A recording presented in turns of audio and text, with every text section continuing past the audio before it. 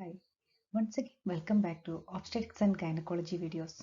Today we are going to see about hyperemesis gravidarum or excessive nausea and vomiting during pregnancy.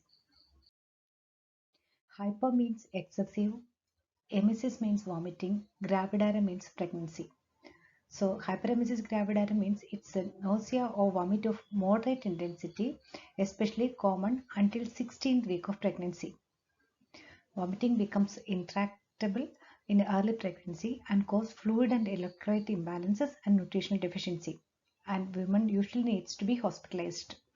See, mild vomiting, especially in the early morning or during the pregnancy, it is common and it does not need any hospitalization. But if it is excessive and if it needs to have cause hospitalization, that we are calling as hyperemesis gravidarum. It's a severe type of vomiting of pregnancy which has got deleterious effect on the health of the patient or it incapacitate her day-to-day activities. Then we are calling it as hyperemesis gravidarum. That is, if it is producing any complications for her health or for the health of the baby, or if it is getting interfered with her day-to-day activities, that type of vomiting we are including under the hyperemesis gravidarum. Otherwise, if it is not having much complications, if the lady is getting mild nausea and vomiting, especially in the early morning, we are calling it as morning sickness, and that doesn't need any form of treatment. And the causes for this hyperemesis gravidarum, it's commonly or it's most common in the first trimester of pregnancy, and already if the mother has got a history of hyperemesis in the previous pregnancy, there is a chance for recurrence in the subsequent pregnancies also. And if the mother is having the family history, for example, if her sisters or if her mother or some close relatives had the history of hyperemesis, there is a chance for getting the same history for the mother or for the lady also. And it's more prevalent in the case of hydatidiform mole and in the case of multiple pregnancy. Hydatidiform mole is known as the molar pregnancy, that is grape-like structures will grow inside the uterus instead of the fetus, and these grape-like structures will be producing human chorionic gonadotrophic hormone or HCG excessively, and that is the thing which is producing excessive nausea and vomiting. And another reason is multiple pregnancy. In the case of multiple pregnancy also, the amount of HCG will be more when comparing with the normal pregnancy levels. So this high HCG level may be the reason for this nausea and vomiting in the case of hydatidiform mole and the case of multiple pregnancy.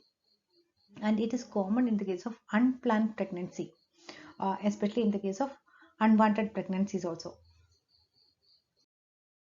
Next is risk factors. It is common in the ladies, those who are having below 17 years and those who are above 35 years of age. And it is common in the case of primary gravida mothers, in the case of multiple pregnancy, and in the mothers, those who are having overweight and those who are having underweight, those who are having obesity, and if the lady is having underweight also, there is a chance for getting hyperemesis gravidarum. And psychological factors such as unwanted pregnancy, marital problems, all those things also can contribute to the hyperemesis gravidarum. And already if the lady is having the history of hyperemesis gravidarum in her previous pregnancy, such ladies are having chance for recurrence in the subsequent pregnancies also. And another reason is tropoplastic diseases, for example hydatidiform mole or abnormalities of the placenta. So in those cases also, if large surface area of the chorion or large surface area of the placenta is there, means the placental hormone levels also will be high, and that may contribute to the excessive vomiting and nausea during the pregnancy. Now let us see the theories which are trying to explain the causes of hyperemesis gravidarum. The first theory is hormonal theory, and it is telling that high levels of human chorionic gonadotrophic hormone is the main cause for the hyperemesis gravidarum, and this we can see in the case of hydatidiform mole and in the case of multiple pregnancy. And some are believing that high level of estrogen during the pregnancy is the cause for the hyperemesis gravidarum, and others are believing that high level of progesterone is the cause for the hyperemesis gravidarum. So this high level of progesterone, we know that it will produce a dilatation of the smooth muscles or relaxation of the smooth muscles. So this will be producing the relaxation of the cardiac sphincter also. So that is the reason for the regurgitation and vomiting during the pregnancy. And other hormones that may influence the nausea and vomiting during pregnancy include thyroxine, prolactin, leptin, and adrenocorticotropic hormones. Next one is psychogenic factors. See, this theory is telling that the hyperemesis gravidarum is mainly not due to the hormonal problems, it is due to the psychological factors. And these people are believing that due to the psychological factors, it will stimulate, or it will trigger the neurogenic elements, and that leads to the hyperemesis gravidarum. And next is dietary deficiency, and some are believing that this can occur due to the low carbohydrate reserve, and maybe due to the deficiency of B1, B6, and protein deficiency also leads to the hyperemesis gravidarum. And these people are telling that the ladies are getting maximum incidence during the early morning, and they are telling that the carbohydrate reserve during the night is the reason for the excessive nausea and vomiting during the early morning. Next, some are believing that it's due to the allergic or immunological factors, and some people are thinking that due to the effect of progesterone, the gastric motility will decrease or dilatation of the muscles will occur, and that is the reason for this nausea and vomiting during the pregnancy. Now we can see the clinical course of the hyperemesis gravidarum. In the earlier stage, the lady will be having vomiting throughout the day, and normal day-to-day activities will get disturbed, but she won't be having the evidences of dehydration and starvation. But in the later stage, she will get the evidences or signs and symptoms of dehydration and starvation also. Next is symptoms. Excessive vomiting, and it will be reaching day and night. She may get the epigastric pain, constipation, dialysm, continuous spitting will be there, fatigue will be there, anorexia will be there, and complications also will develop along with this.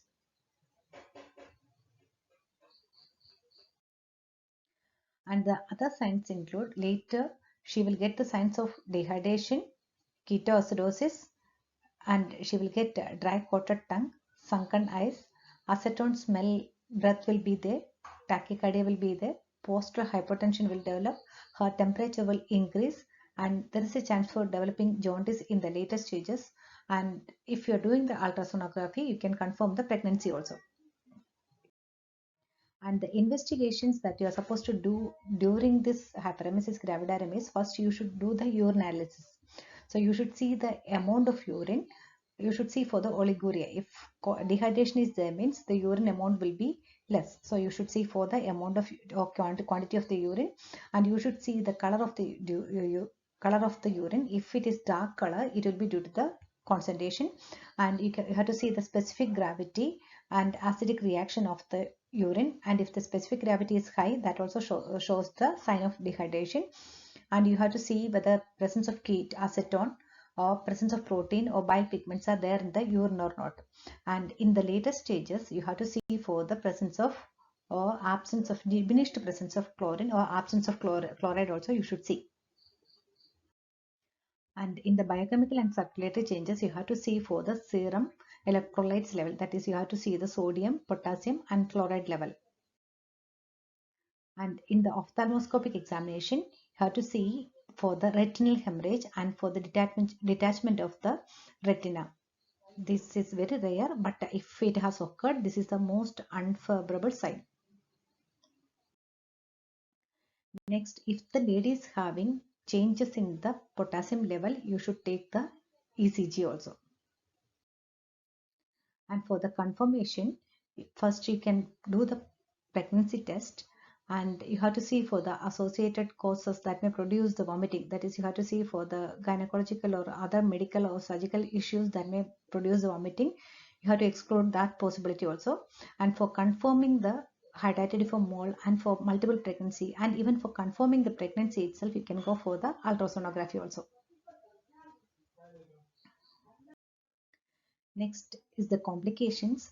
The complications include neurological complications. This include vernix encephalopathy that can occur due to the thiamine deficiency. When the lady is vomiting excessively, thiamine deficiency will occur and she may get the vernix encephalopathy. There is a chance for getting pontine myelinolysis, peripheral neuritis, psychosis, ophthalmic. There is a chance for retinal damage and detachment of the retina. She may get the convulsions and coma also. And other complications include she may get stress ulcer in the stomach. There is a chance for esophageal tear due to the excessive vomiting, and in the later stages she may get the jaundice due to the liver damage. And for the prevention, you can do the effective management and you can take the simple measures to control the pregnancy. If she is getting minor ailment or if she is getting mild nausea and vomiting, you have to manage it effectively. If you are managing it effectively, you can go for or you can prevent the hyperemesis and you can prevent the complications that can arise due to the hyperemesis gravidarum. Next is the management. First, the principles for management include, first you have to take measures for controlling the vomiting. You have to correct the fluid and electrolyte imbalance. You have to see for the metabolic disturbances, sodium, potassium, all those levels you have to see. And if changes are there, you should take measures to correct it.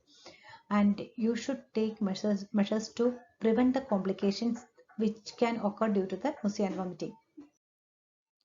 So for that, you have to admit the patient in the hospital if she is getting hyperemesis gravidarum, and you have to start an IV line in order to correct the fluid level, and you have to do the investigations. Already we have seen what are the investigations we are supposed to do. You have to do all those investigations, and we should maintain the intake output chart, and we should monitor the urinary output. And for that, if you want, you can catheterize the patient. You have to monitor the vital signs, and you should do the urine assessment periodically, and you should check for the presence of ketone bodies also. After admitting in the hospital, if the vomiting is getting stopped also for the next 24 hours, it is better not to give the oral feed. So during this period, you have to give the IV fluids, and you have to give approximately 3 liters of IV fluids in 3 liters of IV fluids in 24 hours, and in that 3 liter, half you can give by 5% dextrose and other half can be 5% Ringer's lactate solution. And additionally, extra 5% of dextrose also should be given, and that amount should be equal to the amount of vomitus and the urine output in 24 hours. That also should be added along with this 3 liters. So this will help for preventing the dehydration and for correcting the electrolyte imbalance and for correcting the ketoacidosis also. And in case if you want to have the external nutrition, additional nutrition, you can give it with the NG2 feeding.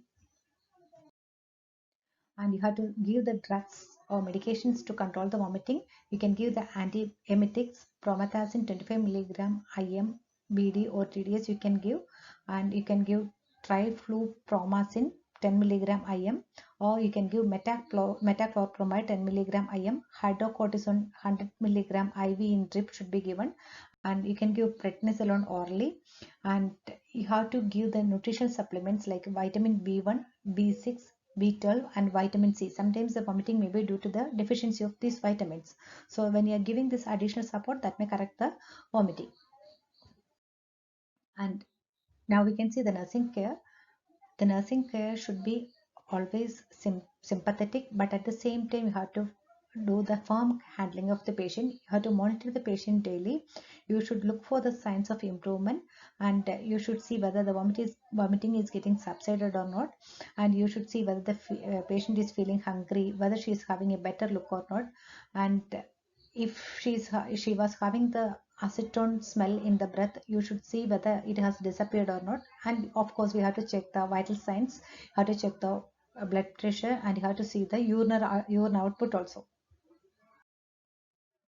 And we should see the lab results for the signs of dehydration, and if fetal heart rate, if it is possible for you to check it, that is if it is in the second trimester onwards, you can check the fetal heart rate, and you should see the fetal activity, and you should monitor the growth of the baby also. And always when the patient is taking food, you can encourage her to take the food in an upright position, and even after taking the meal also she can maintain the upright position for few hours. So this will help for preventing the regurgitation. and you can encourage the woman to take small frequent meals instead of heavy meals at a time. And even if the lady wants to have the liquid, you can give the liquids in between the meals. This will avoid over distension of the stomach, and this may reduce the vomiting. So if you are going for the over distension of the stomach, there is a chance for, or there is a more chance for regurgitation, and it may trigger even the vomiting also. Next is, usually we won't go for the therapeutic abortion even if the lady is having severe vomiting also.